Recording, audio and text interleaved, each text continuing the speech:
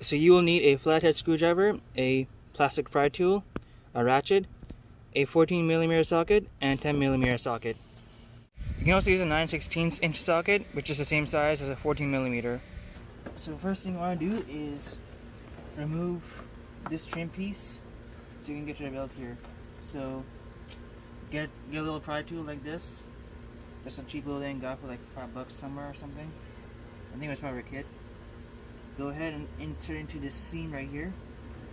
Lift it up and be gentle with this. Don't be too rough. It should pop out on its own at some point.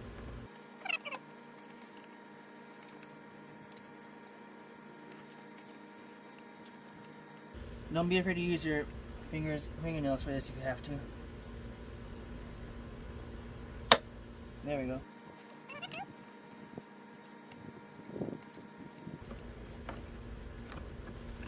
Move your seat back and forth as you need to, so you can reach the trim.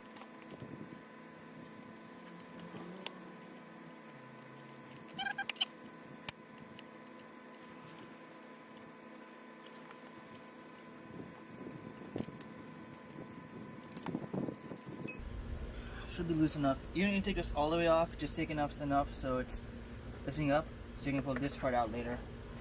Now, switching over to the back seat, go ahead and move the seat forward. Move all the way forward just so it's easier access for you.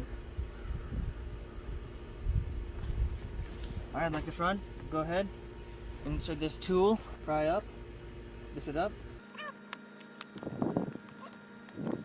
Again, remember, you don't need to take off the whole trim, just enough so you can pull this part out. There we go. Got it. Now you should be able to pull this out. You might have to insert your fingernail. Just use your fingers for this or the pry tool. Pull it out. There we go. That's done. Moving on to the other side. Go ahead and pry this out as well.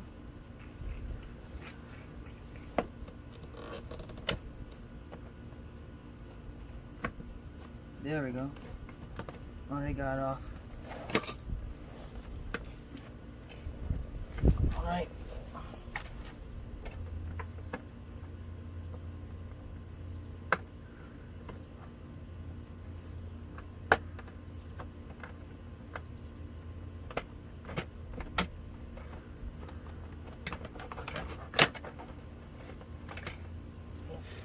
Don't worry if this little trim piece comes off. You can just clip it back on later when you put the seatbelt back. For some reason mine's kind of stuck together. Keep in mind that there's a big clip right here where it connects, where it meets. So it might be a bit difficult to pull this out and separate it from the middle column cover. Alright, next thing you're going to do is get your pry tool in here. There's a little seam here. Try and insert it inside. Separate this.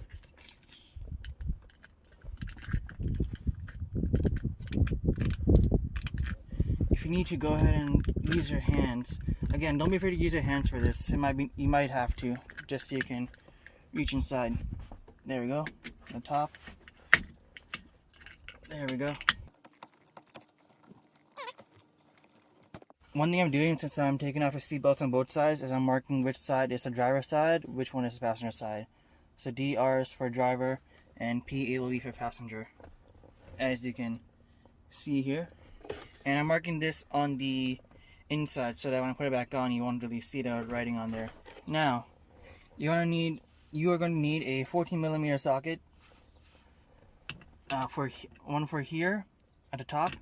I'll go ahead and take this off. And there are two other 14mm bits you're going to need to take off. And remember, it's going to be very difficult to take this top one off, just because the space you have right here to grab onto, it's very narrow.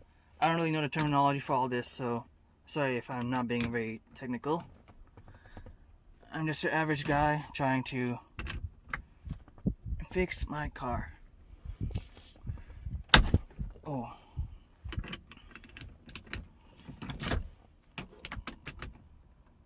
There we go, got it off. Took a lot of work, but I eventually got it. And it's okay if your socket comes off the screw. It's not gonna be an issue. These things are metal, so they're pretty tough, and they shouldn't break or chip away just because your socket couldn't hold on to this. And again, make sure your seat is all the way up just for ease of access. Yep.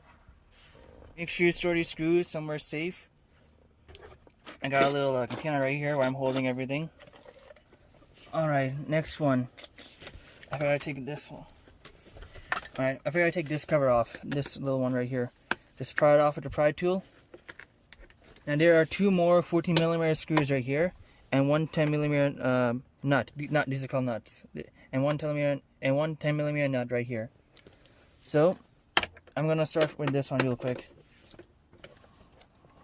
And these are gonna be in very, very tight, so it's gonna be very difficult to get them off, or at least untighten them at first. There we go. Now I got the bottom part off. You can unscrew this. Unscrew all these bits right here.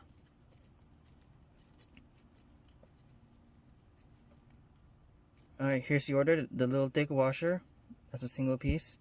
A little thin washer that's kind of has a little bent break to it. And then this orange part right here. Right.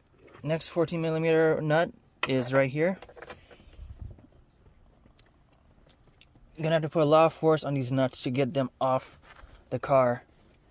If you're having trouble getting the nut off because it's screwed on too tight, go ahead and use your foot, your heel, and then put some pressure on it, and it should loosen up the nut enough so you can move it around.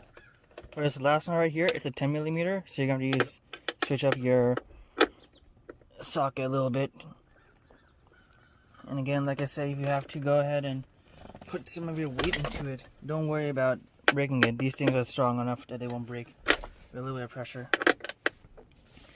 Okay, one more thing. Now go ahead. Now I got all the screws off. This can come out. But before you pull that completely, there's a little clip plug right here you gotta pull out. Get a flathead screwdriver, like this one. And I'm gonna take a screwdriver and push it in towards the clip. It should come right off.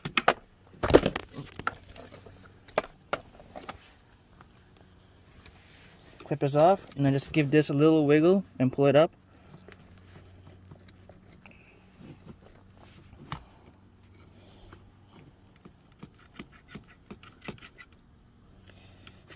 And it should come out after a little bit of wiggling. There we go.